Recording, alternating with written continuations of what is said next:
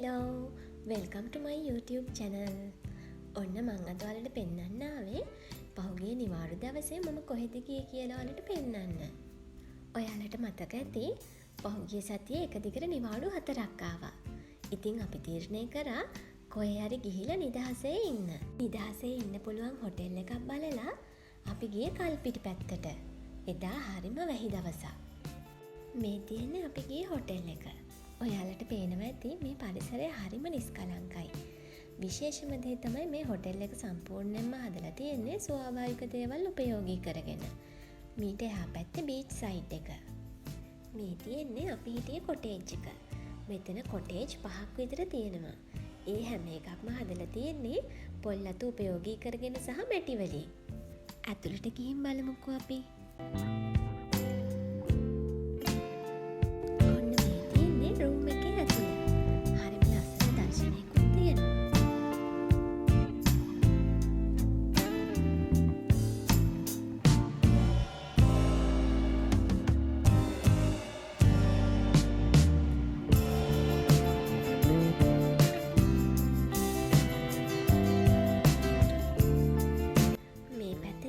Washroom තියෙන්නේ.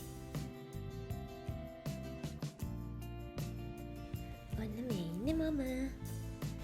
මේ පැත්තේ තියෙන්නේ නාන තැන. මේ නාන තැන හදලා තියෙන්නේ දෙලිමහනට වෙන්න. ඇත්තටම හරිම නිදහස්. බලන්නකො මේකේ වතුර එන හැටි. මම මේ වීඩියෝ කරන වෙලේ ෂවර් එක අරගෙන චුට්ටක් අඩුවෙන්. මීට වඩා හොඳට වතුර එනවා මේකෙන්.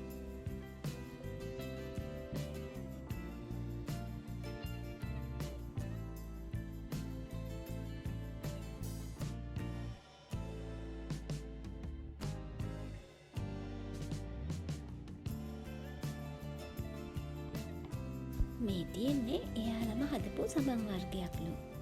මේ සබන් හදලා තියෙන්නේ කුරුඳු භාවිතා කරලා. එයාලේ කොතලා තියෙන්නේ කුරුඳු කොලයකින්.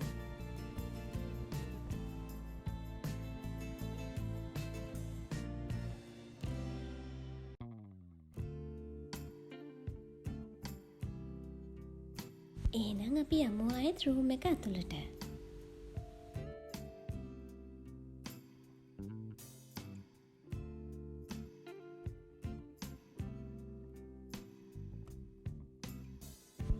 හැම කොටේජ් එකක්ම පොල් අතු වලින් වට කරලා තියෙන්නේ මේ විදිහට. එළියේ ඉඳන් බලද්දී කොටේජ් එක පේන්නේ මෙන්න මේ විදිහට. ලස්සන පොන්ටේකුත් එදින් හදලා තියෙනවා. ඔන්න අපි දැන් යන්නේ මේ තියෙන අපන ශාලාවට. ටිකක් බඩගිනි වගේ ඇවිල්ලා. ඒකින්ද මොන හරි බොන්න කියලා තමයි අපි මේ යන්නේ. ඉතින් මේ යන ගමන් වටේ පිටේ වලට ටිකක් පෙන්නන්න.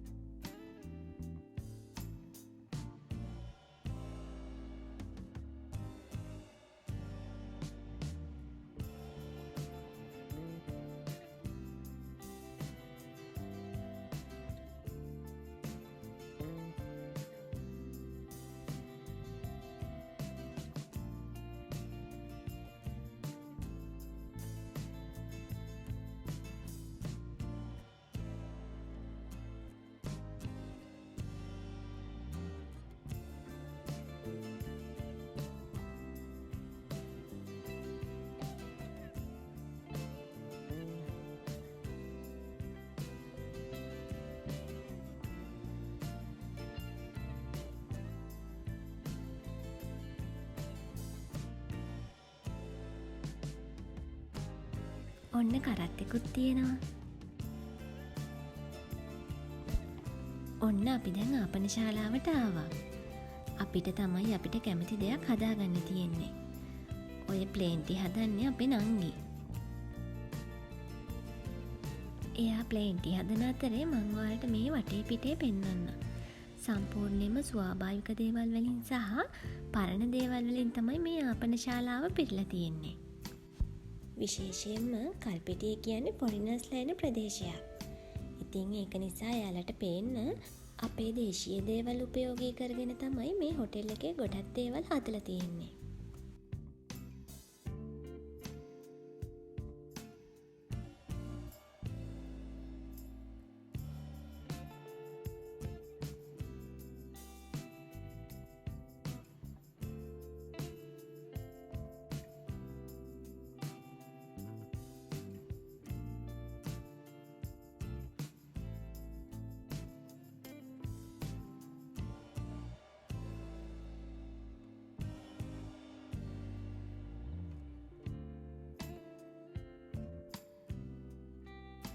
කොච්චර නිදහසේ ඉන්නාවත් වැඩ මතක් වෙද්දි නම් ඉන්න බෑ.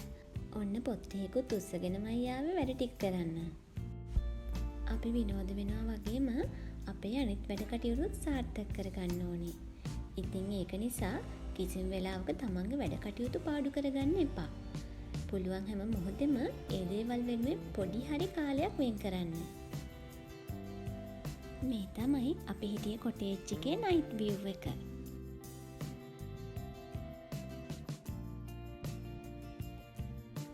ඔන්න ටිකක් රෑ වෙලා අපි ආයේ ආව රෑට කන්න.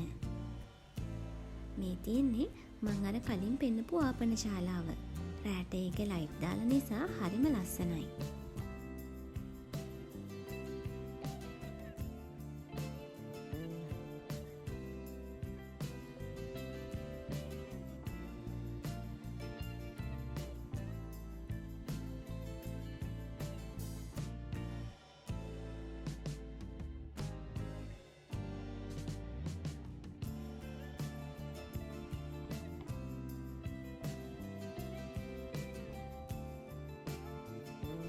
ඔන්න ඉතින් අන්තිම දවසේ ගෙදර එන්න කලින් අපි ගියා තලවිල පල්ලියට.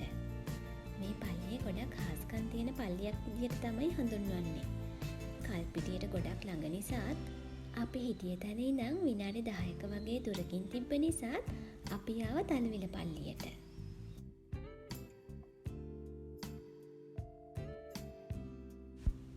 මෙතනින් අපිට කැමති බඩු ගන්න පුළුවන්. මේ තැනින් කට්ටියට දෙන්න පුංචි පුංචි බඩු වගයක් අරගෙන ඊට පස්සේ අපි ගියා ඉටිපන්දම් පත්තු කරන්න. මෙතනින් පස්සේ මම පල්ලිය ඇතුළේ දේවල් වීඩියෝ කරේ නැහැ.